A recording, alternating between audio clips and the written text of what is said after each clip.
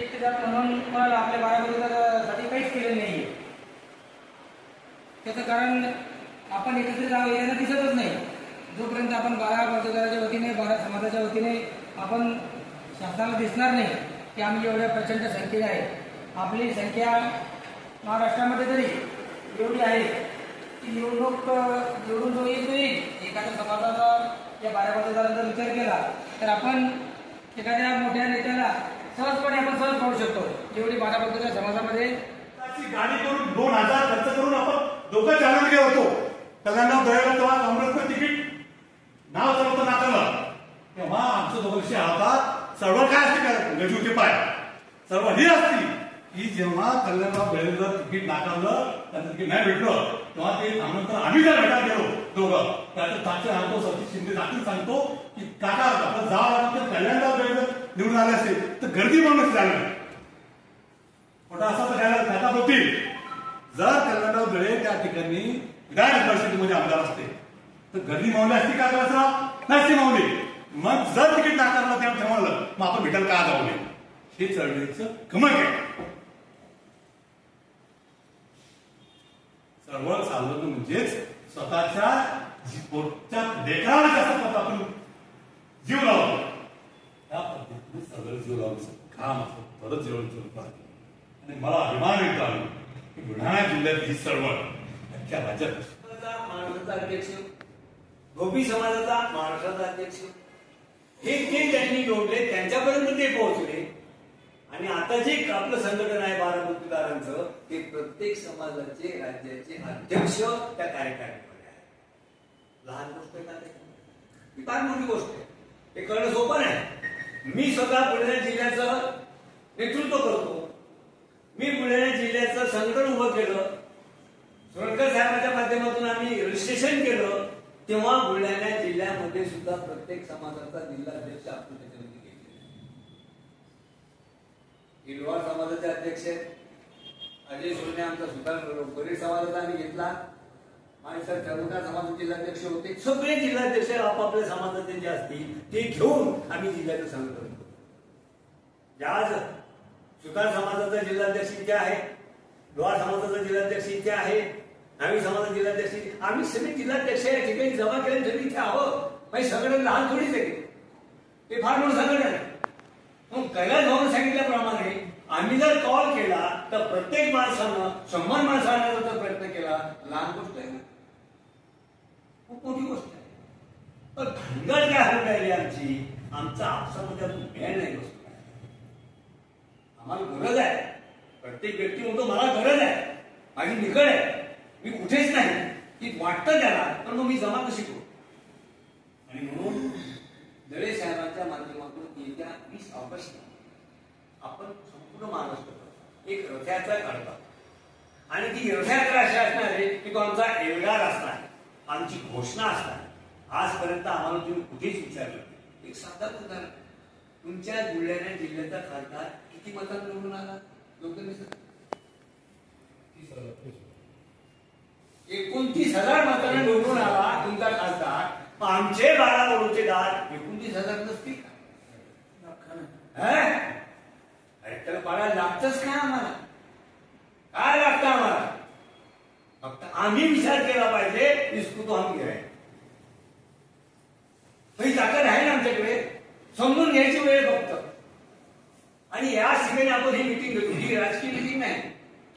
आपल्याला कोण्या पक्षाची काही घेणं नाही. हवामान तुम्ही विचारत नाही तर आम्हाला काय घेणे तुमच्याशी काही आवश्यकता नाही. आपल्याला आपण कोणाची दबेल बी नाही आणि कोणाची आपण काही निंदेली नाही काही घेतच नाही. आपण तर काय करायचं पुढच्याला पण त्यांनी कधी तुम्हाला म्हणलं का की भाऊ आजपर्यंत एवढे सगळ्या इलेक्शन झाले कोणता आमदार कोणता खासदार तुमच्या समाजाच्या माणसाकडे गेला घे पाय काही कर गड्या पण तुझ्या समाजाचं मोठं पण भेटलं म्हणलं कधी कोण आहे हे काय विचारत नाही इथे. आणि आपण त्याच्या मागणं विचार का कशा करतात बंद करायला काही गरज नाही. आमच्या यांनी सांगितलं त्याला भाऊ ना त्या पक्षाचे पुत्र आहेत सगळे समाजाचे आमचे आहे आमच्या माणसं बोलत असतात. भावी सरांचे 14 आमदार आहेत. तुमचं तर लयच बोल बघा पाहिजे तुमचे 14 आमदार शोक आहे का एक असं पुढे मारतो तुमची 14 आहे काय सांगावं तुम्हाला ते जातीचे नाहीत ना हो, ते पक्षाचे. किती शोकांतिका आम्ही आम्हाला म्हणायला तयार नाही ही आमची शोकांतिका आहे. या शोकांतिकेतून बाहेर पडता आम्ही काय केलं पाहिजे? मला उदाहरण सांगतो. न्हावी समाजाचं जोक नाही. न्हावी समाजाचं त्याचं दुकानमध्ये कार्यालय आहे, साधी गोष्ट नाही. प्रकाश दानवे काय रावसाहेब दानवे, त्या रावसाहेब दानवेला न्हावी समाजाची टिंगल केली. काय टिंगल केली तर हा खूप हुशार समाज आहे म्हणे. आणि गिरायकं जाऊन म्हणून तो काय करतो, या गिरायकाची आधी दाढी करतो वन साईड आणि त्यात बसून ठेवतो. पुन्हा दुसऱ्या गिरायकाला की त्याची इकडची दाढी करतो, त्याला बसून ठेवतो. तिसऱ्या गिरायकाला ती इकडची कटिंग करतो अर्धीच, त्याला बसून ठेवतो. इतका हुशार समाज आहे. का ती गिरायक नाही गेलं पाहिजे? अरे आमच्या जीवावर आली. अरे असं कुठं होतं का? तुम्ही एवढे सगळे लहानचे मोठे झाले, असं कोणत्या मार्केट झालं का? मार खायला तो. आणि रावसाहेब दानवेने आमची टिंगल केली म्हणजे गरीब की जीव पुरे गाव की भाभी काही म्हणत झालं वाटतं काय फरक पडतो म्हटलं त्यानं. आम्ही चिडलो, आम्ही निवेदन दिले, आम्ही त्याचे फोटो छापले, त्या खेळरा मारले, काय केलं आम्ही ते मोर्चे काढले आणि त्याला सांगितली तू आमची माफी माग.